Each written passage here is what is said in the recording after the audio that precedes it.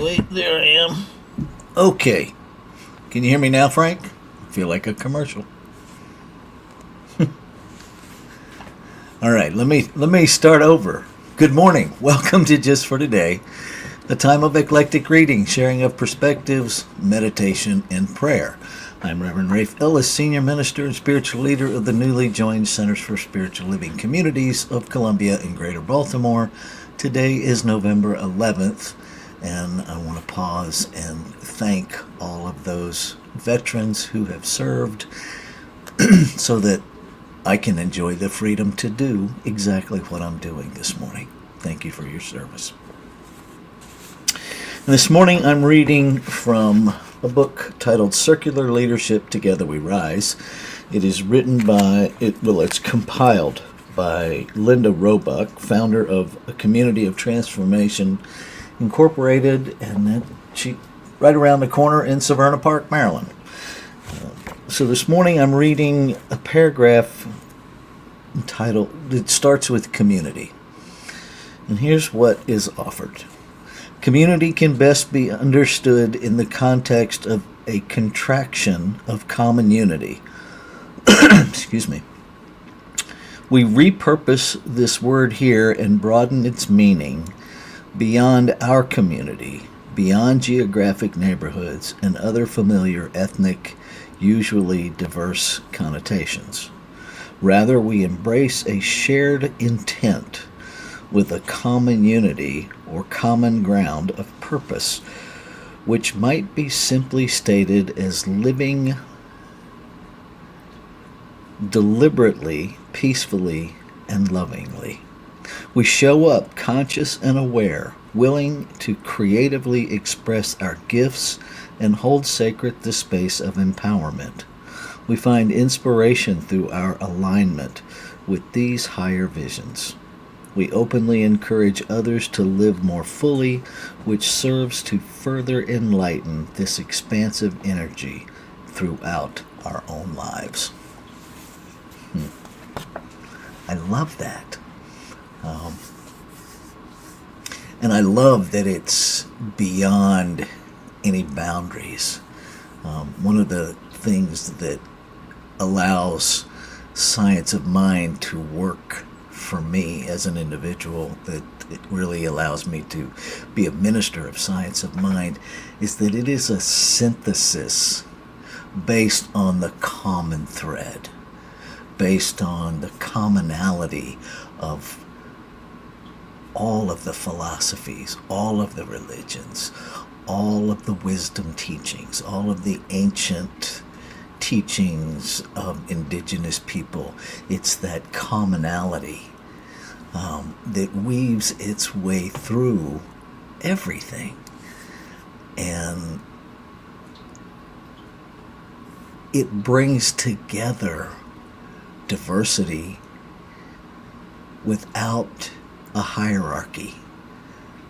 It really invites us to a truly level playing field where we find the commonality and celebrate the diversity all at the same time, which I think from everything I experience and everything I see is perhaps the intention of creation in the first place, because no two anything are identical.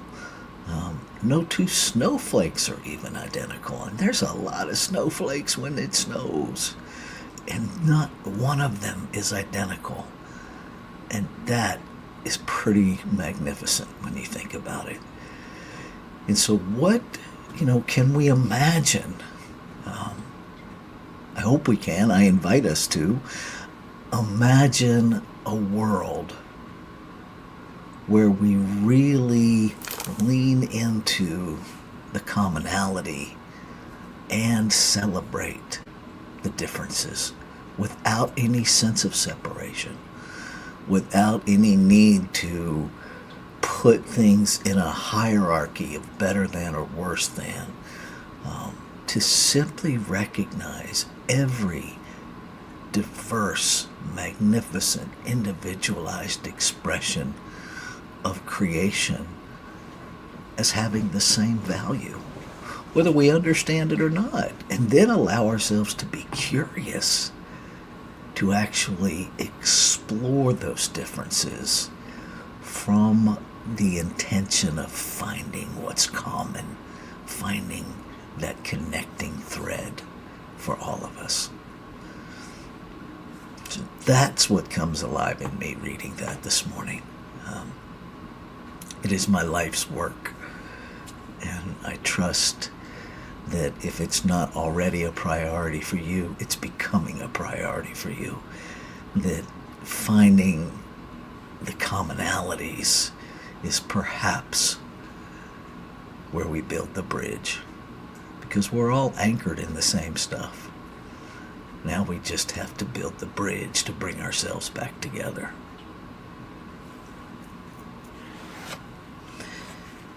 So I think I'll read that one more time and take us into our meditation, which is just a 5-minute brief period of time to practice being present with whatever comes. Community can best be understood in this context as a contraction of common unity. We repurpose this word here and broaden its meaning beyond our community, beyond geographic neighborhoods, and other familiar ethnic, usually diverse connotations. Rather, we embrace a shared intent within a common unity, a common ground of purpose, which might be simply stated as living deliberately, peacefully, and lovingly. We show up, conscious and aware, willing to creatively express our gifts and hold sacred the space of empowerment. We find inspiration through our alignment with these higher visions. We openly encourage others to live more fully, which serves to further enliven this expansive energy throughout our own lives. So let's take that into our time of meditation and contemplation.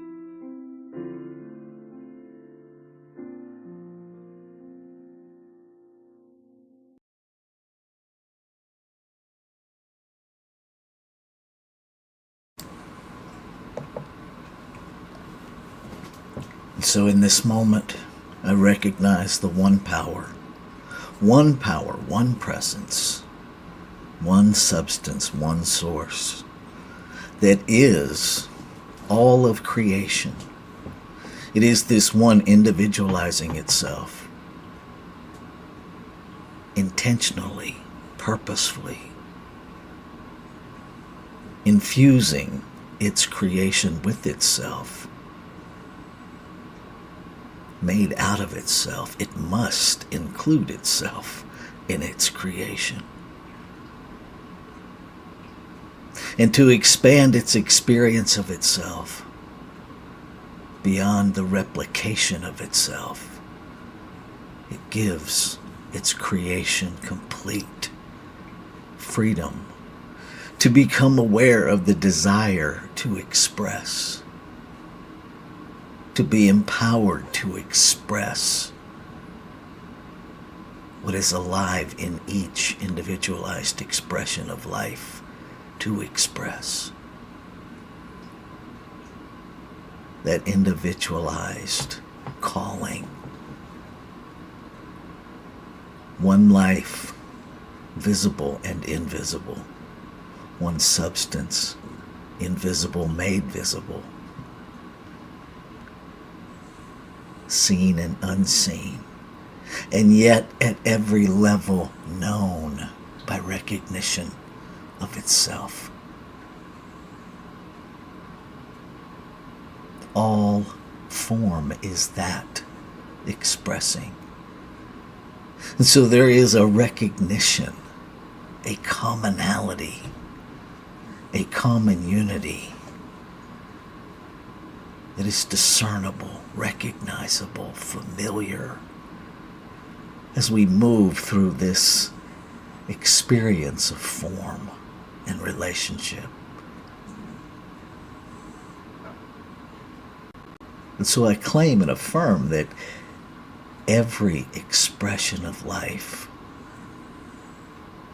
at its level of expression, is engaging in that universal kinship, is saying yes to that divine calling within, to recognize, to recognize, to know again the truth of being, and to be that truth in form. To say yes to that desire to express infinite possibility, continuously nudging itself forward through this activity of desire to express, to be more, to expand itself.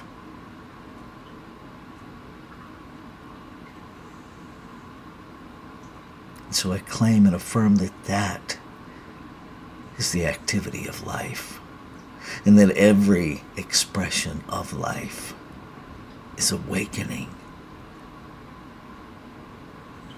to that deep, rich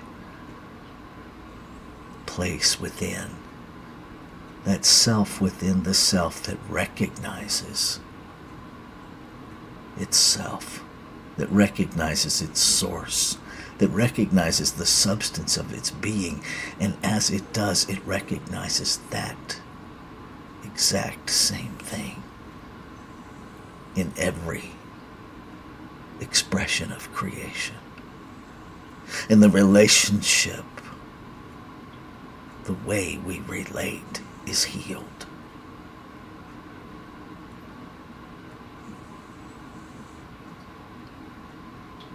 And I know that the activity of law, the doer within the creative process, the fulfillment center of desire, simply receives the desire and acts upon it with all of the resources of creation available to it. It simply acts upon what it is given, without judgment, without hesitation, without any filtering. It simply is that place of divine yes. And so I know it has already said yes. Already said yes to the word spoken. Already said yes to the desire of every heart listening. At whatever time they're listening.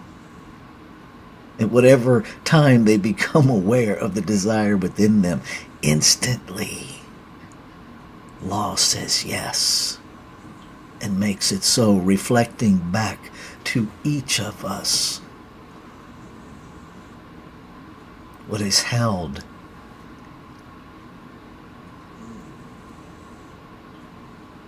what is believed, informing us each